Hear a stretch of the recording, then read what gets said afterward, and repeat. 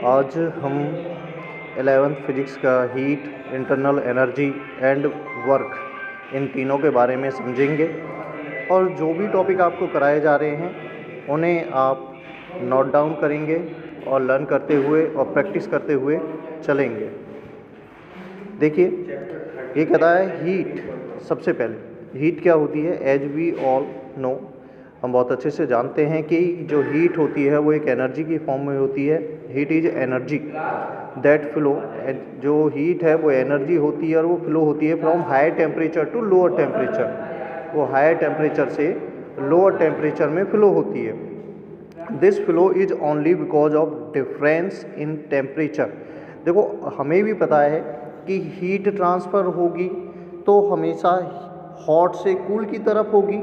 यानी कि मान लीजिए कि आपके पास दो टेम्परेचर है, एक 25 डिग्री सेल्सियस टेम्परेचर है और एक टेम्परेचर है आपके पास में 10 डिग्री सेल्सियस। तो 10 डिग्री सेल्सियस कोल्ड हुआ और 25 डिग्री टेम्परेचर आपका हीट हुआ एज कंपेयर। तो जब हीट टेम्परेचर जो 25 डिग्री है वो ट्रांसफ़र होगा one place to another place, जो भी चीज़ उसके कांटेक्ट में आएगी तो क्या होगा कि हीट वाला कोल्ड की तरफ ट्रांसफ़र होगा। तो heat is a form of energy.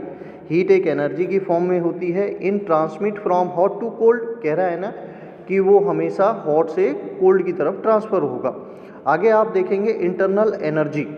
आपको पता है एक इंटरनल एनर्जी होती है। मान लीजिए कोई सिस्टम है, उस सिस्टम में आप सभी को पता है कोई भी सिस्टम होता है, कोई भी ऑब्जेक्ट होता है, सभी एटम से, मॉलिक्यूल से मिलके बने होते हैं। ये कहता है internal energy of a system is the total energy possessed by the system due to molecular motion and molecular configuration. ये कहता है मान लीजिए कोई सिस्टम है, उस सिस्टम में एनर्जी है अंदर, चाहे वो सिस्टम, चलो ऐसे मान लेते हैं वो सिस्टम गर्म है और उस गर्म सिस्टम में जब भी एनर्जी होगी तो उसके अंदर मॉलिक्यूल्स, एटम्स क्या कर रहे होंगे? मोशन फॉर्म में होंगे। यानी कि वो कॉन्फ़िगरेशन का मतलब होता है विन्यास और मॉलिक्यूलर मोशन का मतलब होता है मॉलिक्यूलर गति में होंगे। तो कहता है मॉलिक्यूलर किस में होंगे? गति में होंगे। ठीक है। तो किसी सिस्टम के अंदर जब एनर्जी होगी तो उसके मॉलिक्यूलर का विन्यास भी होगा, किसके कारण?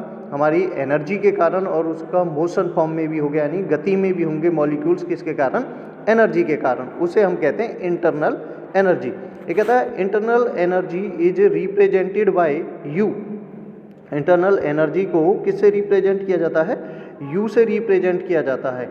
The energy due to molecular motion is called, ये कहता है द एनर्जी, ऊर्जा, यह ऊर्जा ड्यू टू मॉलिक्यूलर मोशन, यह ऊर्जा जो हमारे मॉलिक्यूलर हैं यानी मॉलिक्यूल्स हैं, जब वो मोशन में होंगे, तो जब मॉलिक्यूल मोशन में होते हैं तो उसे हम इंटरनल काइनेटिक एनर्जी कहते हैं, जिसे हम यूके से रिप्रेजेंट करते हैं।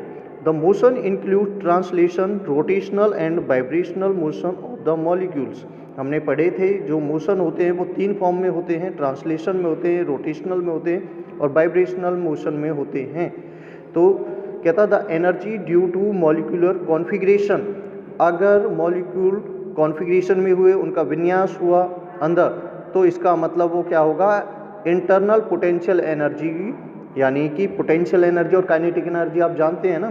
पोटेंशियल एनर्जी जहाँ पर वर्क जीरो के समान हुआ, जहाँ कोई भी मोशन नहीं हुआ, और जहाँ पे कोई मोशन हुआ इसका मतलब वो काइनेटिक एनर्जी, और पोटेंशियल एनर्जी को रिप्रेजेंट किया जाता है यू पी से।